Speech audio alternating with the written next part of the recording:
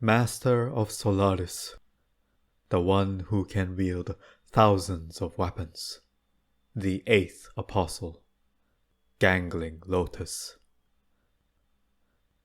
Solaris is a blue planet with nothing but wind, rain, and water on its surface. Most organisms of this planet are oceanic creatures that live underwater, and one of the more common of such organisms are the tentacles. Tentacles are asexual octopus-like animals that reproduce via parasitic behavior, laying their offspring in suitable hosts. Perhaps not intelligent, but they are still shrewd creatures. If the host is not fit for reproduction, they can instead take over their body and control them. Lotus was the most powerful tentacle and also the most powerful creature from Solaris. Greater than massive sailing ships and possessing countless limbs, he could confront multiple enemies or dominate a single opponent in combat with ease. But these limbs were neither his greatest weapon, nor the reason why he is called the one who can wield thousands of weapons. The most powerful weapon in his arsenal was his psychic domination. Those who are unable to resist are turned into mindless slaves, following his will like puppets. Even if it is resisted, it still acts as a powerful psychic attack accompanied by phantasms and delusions. While he was still on Solaris, most creatures of the entire planet were affected by his mind control, and only after he moved to Pandemonium was its natural habitat restored. Once he was on Pandemonium, Lotus dominated whatever bodies of water that remained on it and spent most of his days in calm or hibernation. However, he was the second apostle to be the victim of the metastasis, and he was sent to Behemoth, a giant flying whale of Arad. Realizing the lack of water, he tried to escape, but found himself trapped in a shrine of the GBL order. As a literal fish out of water, he rapidly grew weaker.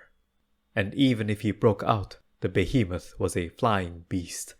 There was no water to be found. He attempted to control the Behemoth to bring himself to the ocean above Arad, but it was no easy feat controlling such an enormous beast at his weakened state. During his attempts to dominate the beast, other denizens on Behemoth were affected as well, such as the members of the GBL order. It was then that Ophelia Bagrans, the only survivor of the order, descended to Arad to call for help.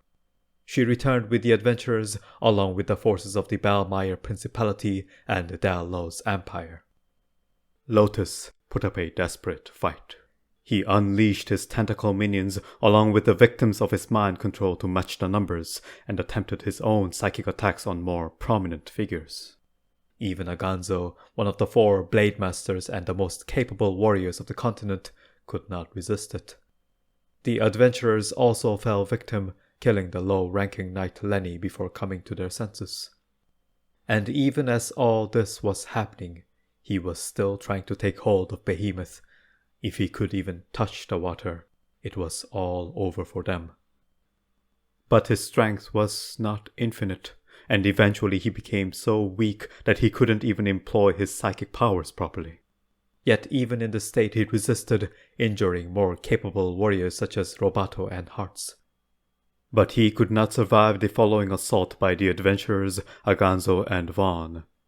As he perished under the ruins of the shrine he was trapped in, he cursed their ignorance to the doomed future ahead of them. Lotus was our first introduction to the apostles in the story of DFO. He was, in a way, sacrificed so that the adventurers, and by extension the players, could experience how powerful the apostles are. While he was defeated in a quite anticlimactic way, it was repeatedly reminded throughout the chapter that he was horribly weakened, and should he succeed in reaching water and recovering even a fraction of his power, they would stand no chance.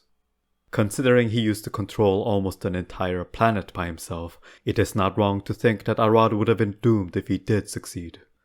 Despite the fact that he was perhaps the most penalized amongst the apostles that the adventurers faced, he forced a great challenge onto them, even traumatizing them by making them kill one of their friends.